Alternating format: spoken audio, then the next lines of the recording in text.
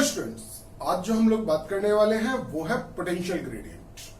Chapter 12 में हम लोग बात कर रहे थे, जैसा कि मैंने लास्ट टॉपिक में आपको बताया था कि इक्विपोटेंशियल सरफेसेस और उसमें एक फोर्थ वाली प्रॉपर्टीज, और मैंने बोला था उसको मैं अभी बाद में सॉल्व करूंगा। तो आज उसी प्रॉपर्टी को हम लोग सॉल्व कर रहे हैं जिसका नाम था पोटेंशियल ग्रेडियंट। तो पोटेंशियल ग्रेडियंट के लिए हम लोग कैसे करेंगे उसकी बात कर लेते हैं। अब देखो, अगर मैं आपसे बात करूं तो यहां हम लोग पहले लिख लेते हैं कि भाई किसके लिए कर रहे हैं हम लोग बात, पोटेंशियल ग्रेडियंट। अब देखो, पोटेंशियल ग्रेडियंट की अगर मैं आपसे बात करूं तो पोटेंशियल ग्रेडियंट का मैंने फॉर्मूला लिखा था E = -dV/dr, यही फॉर्मूला लिखा था। चलिए केस कंसीडर कर लेते हैं हम लोग मान लेते हैं कि एक कोई हमारा चार्ज है, ठीक है। अब यहां पे हम लोगों को कोई दूसरा चार्ज है Q, इस चार्ज को हमें डिस्प्लेस करना है। मान लो इधर ले जा रहे हैं इसे dx डिस्टेंस से या dr डिस्टेंस से, और ये यहां पहुंच गया। इनिशियली A पे था और फिर ये B पे पहुंच गया। तो इसके लिए हमें सॉल्व करना है। अच्छा, कई बार हम लोगों को इस तरीके से बोर्ड ना देके, बोर्ड क्या करेगा, बोर्ड आपको ऐसे भी दे सकता है, जैसा उसने बोल दिया आपको कि भाई एक सरफेस ऐसी है, फिर उसने दूसरी सरफेस आपको ऐसे दे दी, ठीक है। इस पे पोटेंशियल बोल दिया V + dV और इस पे बोल दिया V, और इन दोनों के बीच में जो सरफेस के बीच में जो आपको डिस्टेंस दी गई वो dr दी गई। इलेक्ट्रिक फील्ड को उसने बता दिया कि भाई इलेक्ट्रिक फील्ड E ऐसे है। तो वो दोनों में से कोई भी आपको बोल सकता है, कभी तो वो फिगर दे देगा ये वाली और कभी वो डायरेक्ट इसकी बात कर लेगा। अच्छा, इन दोनों में कोई फर्क नहीं है।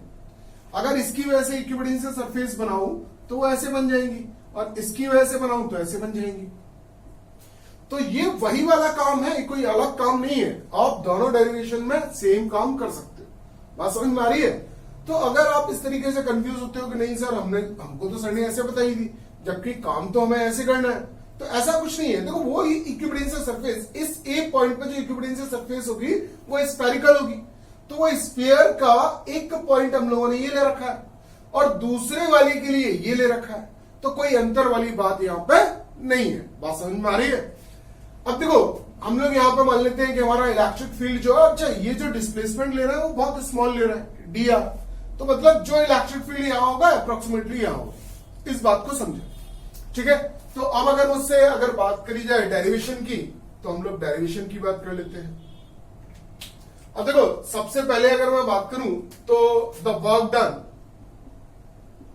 वर्क डन इन मूविंग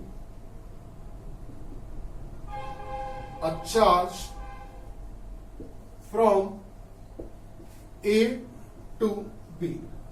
भाई वर्क डन हमारा कितना हो जाएगा? तो वर्क डन की अगर मैं बात करूं तो वर्क डन हो जाएगा हमारा Q × E, या फिर हम लोग बात कर लें F × dr, और क्या आ जाएगा cos थीटा। अच्छा, F की वाली बात करूं तो कितनी हो जाएगी? Q × E × dr × cos theta. अच्छा, E और dr सेम डायरेक्शन में है, E भी उधर है dr भी उधर है, दोनों ही। भाई पॉजिटिव चार्ज की वजह से इलेक्ट्रिक फील्ड कैसे होता है? आउटवर्ड।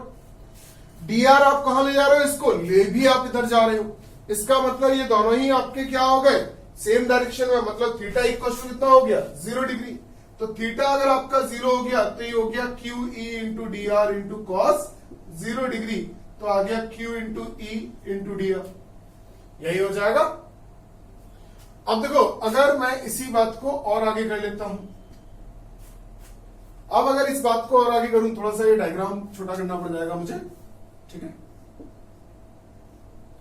अब देखो, अगर इसी बात को हम लोग यहां से आगे बढ़ जाए, for 1 coulomb charge, for 1 coulomb charge क्या हो जाएगा भाई आपका? W = आपका हो गया E × dr। बट की बात मैं दूसरे कलर से कर लेता हूं जिससे कि आपको डिफरेंस समझ में आएगा। बट वी ऑल्सो हैव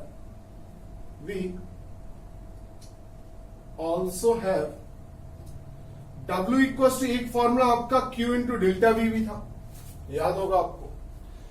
अब Q for 1 coulomb charge, for 1 coulomb charge. 1 coulomb charge के लिए क्या हो जाएगा, डेल्टा वी ओनली। अब डेल्टा वी की बात करूं तो देखो एक बात को समझो कि डेल्टा वी आपका पॉजिटिव हुआ होगा या नेगेटिव हुआ होगा, इस बात को यहां समझो। देखो हमारा जो फॉर्मूला होता है वो फॉर्मूला क्या होता है, v इक्वल टू होता है के क्यू अपॉन आर। अब देखो आर की वैल्यू बड़ी होगी तो पोटेंशियल क्या किया होगा, डिक्रीज किया होगा।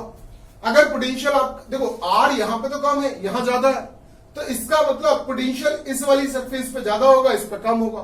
मतलब पोटेंशियल क्या किया है, डिक्रीज किया है। डिक्रीज किया है तो यहां पे क्या आ जाएगा, माइनस ऑफ डेल्टा वी। ये माइनस साइन इसी वजह से आया है। ठीक है, अब बात कर लेते हैं, इसको बोल देते हैं 1 और इसको बोल देते हैं 2। अब बात कर लेते हैं फ्रॉम 1 एंड 2, फ्रॉम 1 एंड 2।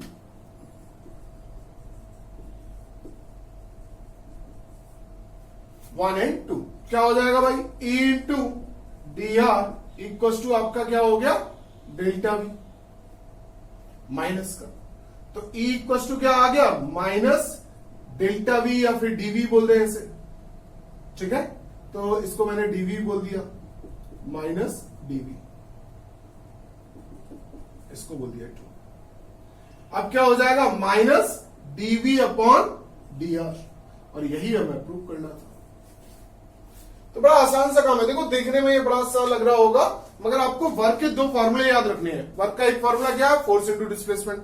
दूसरा फॉर्मूला क्या है, दूसरा फॉर्मूला है आपका Q इंटू डेल्टा वी। दोनों को बस इक्वल रख दो, आपका काम हो गया। ठीक है, दोनों को इक्वल रख दो, बस आपका काम हो गया। अगर सिंगल लाइन में मैं डेरिवेशन करूं तो देखो सिंगल लाइन में कैसे हो जाएगी, यहां देख लो।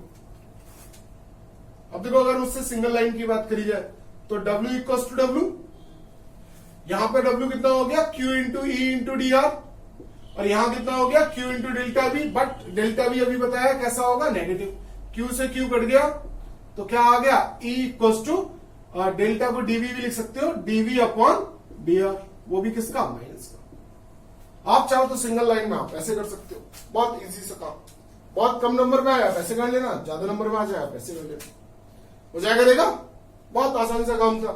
अभी कोई प्रॉब्लम हो मुझे बताना। ठीक है, तब तक के लिए हम लोग नेक्स्ट वीडियो में मिलेंगे। अगर आप, ठीक है, अगर कोई भी प्रॉब्लम आ रही है आप यहां से पूछ सकते हैं मुझे। अगर आपने चैनल को अभी तक सब्सक्राइब नहीं किया है तो please subscribe the channel, press the bell icon, like share and comment करना बिल्कुल ना भूलें। Thank you guys, good luck.